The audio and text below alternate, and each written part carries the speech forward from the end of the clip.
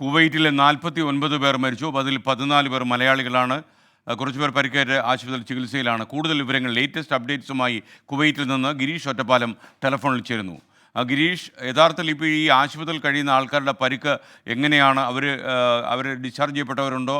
അതേപോലെ ഈ മൃതദേഹങ്ങൾ ഇന്ത്യയിലേക്കും കേരളത്തിലേക്കും കൊണ്ടുവരാനുള്ള നടപടികൾ തിടുക്കത്തിലായോ? എസ്.കെ.എൻ. നാട്ടിലേക്ക് കൊണ്ടുപോകാനുള്ള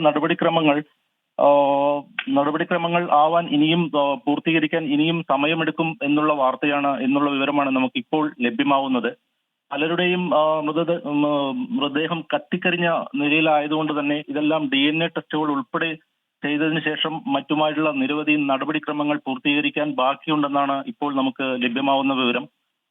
അതിനാൽ തന്നെ ഇനിയും അടുത്ത 1-2 മണിക്കൂറിനുള്ളിലായിരിക്കും നമുക്ക് ഇവരുടെ മൃതദേഹങ്ങൾ എപ്പോൾ നാട്ടിലെത്തിക്കും അതുമായി ബന്ധപ്പെട്ടുള്ള വിവരങ്ങൾ നൽകാൻ കഴിയൂ. എസ്.കെ.എൻ.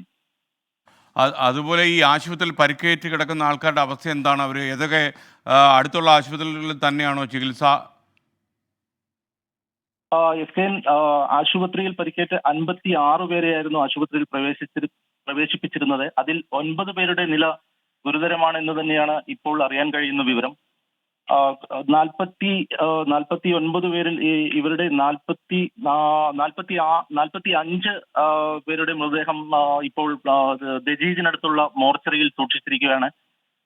കൂടാതെ ബാക്കി 4 പേരുടെ മൃതദേഹം നേരത്തെ അദാൻ ആശുപത്രിയിലായിരുന്നു. ആ മൃതദേഹങ്ങൾ കൂടി ഇപ്പോൾ കൂടുതൽ നടപടിക്രമങ്ങൾക്ക് വേണ്ടി ദജീജ് മോർച്ചറിയിലേക്ക് മാറ്റിയതായും ഇപ്പോൾ വിവരങ്ങൾ പുറത്തു വരുന്നുണ്ട്. എസ്.കെ.എൻ. ഗിരീഷ്, കേന്ദ്ര വിദേശകാര്യ സഹമന്ത്രി അവിടെ എത്തുന്നുണ്ട് എന്ന് വിവരമുണ്ടായിരുന്നു. അദ്ദേഹം എപ്പോഴാണ് കുവൈറ്റിൽ എത്തിച്ചേരുക? അദ്ദേഹം ഉടൻ തന്നെ കുവൈറ്റിൽ എത്തിച്ചേരുമെന്ന വാർത്തയാണ് എസ്.കെ.എൻ. ഇപ്പോൾ നമുക്ക് ലഭിക്കുന്നത്. കൂടാതെ തന്നെ NBTC എന്ന കമ്പനിയുടെ NBTCയുടെ ഭാഗത്തു നിന്ന് ഇപ്പോൾ ഒരു ഹെൽപ്പ് ലൈൻ നമ്പർ കമ്പനി അധികൃതർ ഇപ്പോൾ അറിയിച്ചിട്ടുണ്ട്. NBTCയുടെ ഹെൽപ്പ് ലൈൻ നമ്പർ 00965 98760159 എന്ന ഹെൽപ്പ് ലൈൻ നമ്പറാണ് NBTC അധികൃതർ ഇപ്പോൾ അറിയിച്ചിരിക്കുന്നത്. നമ്മുടെ ടിക്കർ ഭാഗത്ത് സ്ക്രോൾ ചെയ്തോളാം. യഥാർത്ഥത്തിൽ ഈ കമ്പനി എല്ലാവിധമായ സഹായങ്ങളും നൽകും എന്ന് ഉറപ്പുവരുത്തിയിട്ടുണ്ടല്ലോ.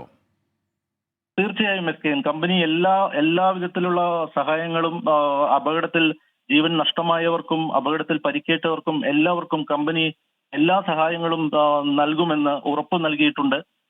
അതിനാൽ തന്നെയാണ് തെറ്റിദ്ധാരണയില്ലാത്ത ശരിയായ വാർത്തകൾ, ശരിയായ അപകടത്തിൽപ്പെട്ടവരെ കുറിച്ചും മറ്റുമുള്ള ശരിയായ വിവരങ്ങൾ ലഭിക്കുന്നതിന് തന്നെയാണ് അവർ ഹെൽപ്പ് ലൈൻ നമ്പർ നമുക്ക് നൽകിയിരിക്കുന്നത്. മിസ് ഓക്കെ, തീർച്ചയായിട്ടും ഈ ഹെൽപ്പ് ലൈൻ ഇപ്പോൾ നമ്മുടെ ടിക്കറിലുണ്ട്.